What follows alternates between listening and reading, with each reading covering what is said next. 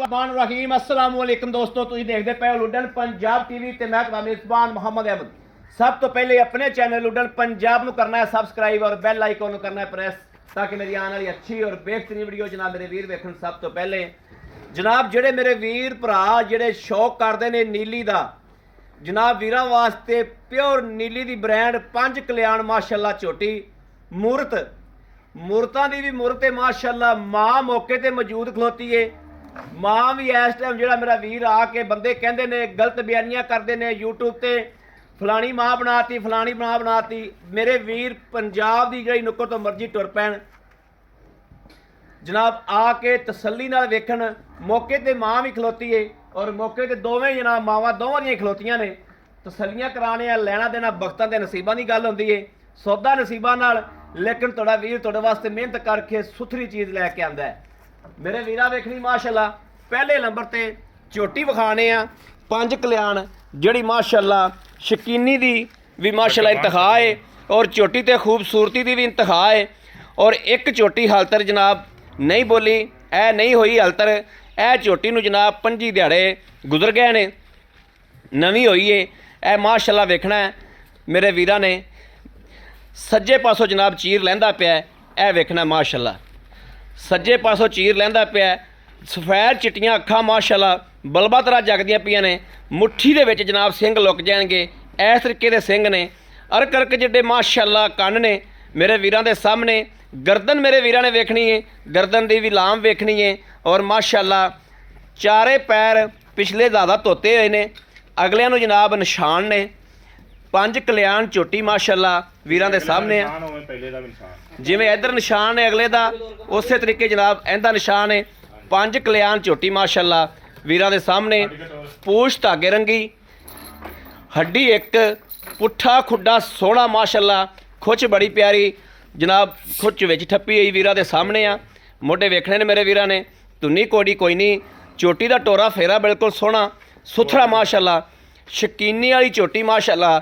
शकीन हज़रात दे वास्ते मेरे जिहड़े ने शकीन वीर भरा उन्हां वास्ते झोटी जनाब माशाअल्लाह माशाअल्लाह। और मां भी रिकार्ड याफ्ता। और ये नहीं जनाब भी ये हिंदुस्तान तो हाजिरां दे वडेरियां ने जनाब लैके आंदी जिहड़ी नस्ल वो इन्हां दे कोल लगी आंदी है। मां दोवां दी मावां खलोतियां ने मौके ते।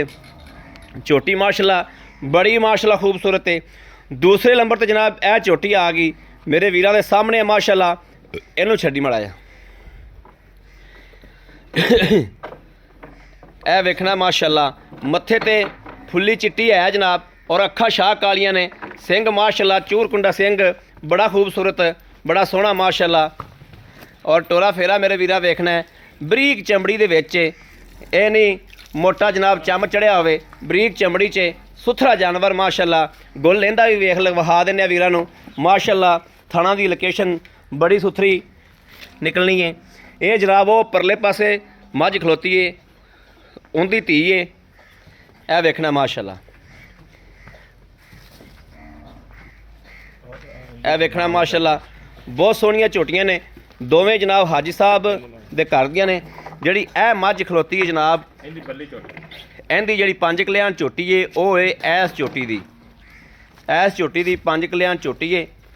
इहदे कोले इस टाइम 18 किलो दुध दे 15 दिनां दी सूई हुई है। इहदी पंज कल्याण जिहड़ी है वो इहदी है। इहदे कोले 18 गड़वियां दुध दियां ने इस टाइम। इहदी जनाब ए मगर इस सूबे दा कट्टा है खड़ा। इहदी जनाब ये झोटी है जिहड़ी पंज कल्याण है। ए वेखना वीरां ने वीरां दे सामने माशाअल्लाह। जिहड़ी ए झोटी है शाह काली, मत्थे ते फुल्ली चिट्टी है, चार वाल पूछ दे चिट्टे ने, खुर खुर सारे शाह काले ने, पुट्ठा खुड्डा माशाअल्लाह सुथरा बरीक चमड़ी दे विच। ए मेरे वीरां दे सामने आ। इहदी जनाब वो मां जिहड़ी है उन्होंने 5वां महीना सूई जांदा पिया। वो 5वां महीना गब्बन नूं गब्बन ते दुध दे रही 10 किलो जे 2 टाइम। ए वेखना माशाअल्लाह।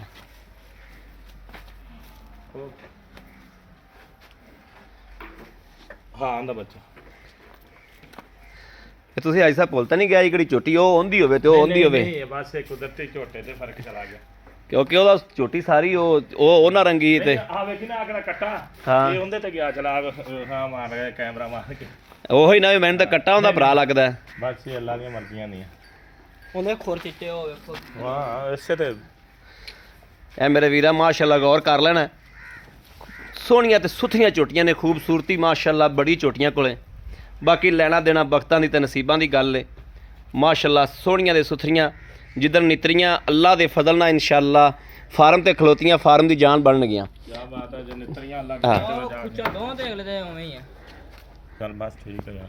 आओ जी हाई साहब, अस्सलाम वालेकुम। वालेकुम हाई साहब की हाल ने? ठीक ठाक भाई, ठीक ठाक हो? तबीयतां सेहतां बिल्कुल ठीक ने? अल्लाह दी रहमत करियो। हाई साहब ਝੋਟੀਆਂ ਦੋਵੇਂ ਵਿਖਾਤੀਆਂ ਨੇ। ਹਾਂਜੀ ਖੁਦਾਈ ਗੱਲ ਤੇ ਹਕੀਕਤ ਬੋਲਣਾ ਹੈ, ਹਕੀਕਤ ਤੋਂ ਇਲਾਵਾ ਕੁਝ ਨਹੀਂ ਬੋਲਣਾ। ਜਿਹੜੀ ਖੁਦਾਈ ਗੱਲ ਹੋਵੇ ਉਹ ਆ ਕਰਨੀ। ਗੱਲ ਇਹ ਆ ਕਿ ਹਾਂ ਕੱਲਾ ਦੀ ਗੱਲ ਕਰਨੀ ਹੈ। ਡੰਗਰ ਵਿਕਦੇ ਰਹਿੰਦੇ ਨੇ ਤੇ ਡੰਗਰ ਇੱਥੇ ਇਹ ਮੂਰਤਾ ਇੱਥੇ ਵੀ ਨਹੀਂ ਰਹਿਣੀ। ਮੇਰੀ ਇੰਡੀਆ ਦੇ ਵੇਲੇ ਦੇ ਉਹ ਸਾਡੇ ਵਾਲ ਸਾਹਿਬ ਨੇ ਲੈ ਕੇ ਆਏ ਸੀ, ਉਹੋ ਨਸਲ ਲੱਗੀ ਆਂਦੀ ਆ। ਹਾਈ ਸਾਹਿਬ ਤੁਸੀਂ ਇਹ ਦੱਸਣਾ ਹੈ ਕਿ ਤੁਹਾਡੀਆਂ ਮਈਆਂ ਦੇ ਵਿੱਚ ਵਫਾ ਕਿਵੇਂ ਸੀ? ਉਹ ਤੁਸੀਂ ਜਿਵੇਂ ਤੁਸੀਂ ਗੱਲ ਮੈਨੂੰ ਦੱਸੀ ਨਾ ਉਵੇਂ ਵਿੱਚ ਵੀਡੀਓ ਦੱਸਿਆ ਜੇ ਵੀ ਇਹਨਾਂ ਮੱਝ ਨੇ ਤੁਹਾਡੀ ਜਿਹੜੀ ਇੰਡੀਆ ਚ ਤੁਹਾਡੇ ਨਾਨੇ ਦੇ ਮਗਰ ਆਈ, ਉਹ ਕਿਵੇਂ ਆਈ ਸੀ? ਮੱਝ ਛੁੱਟ ਕੇ ਮਗਰ ਭੱਜੀ ਸੀ ਕਦੋਂ ਅਜਾੜਾ ਪਿਆ। ਜਦੋਂ- ਹਿਸਾਬ ਲਾ ਲਓ ਬਲਾਰੇ ਤੇ ਮੱਝ ਆਈ।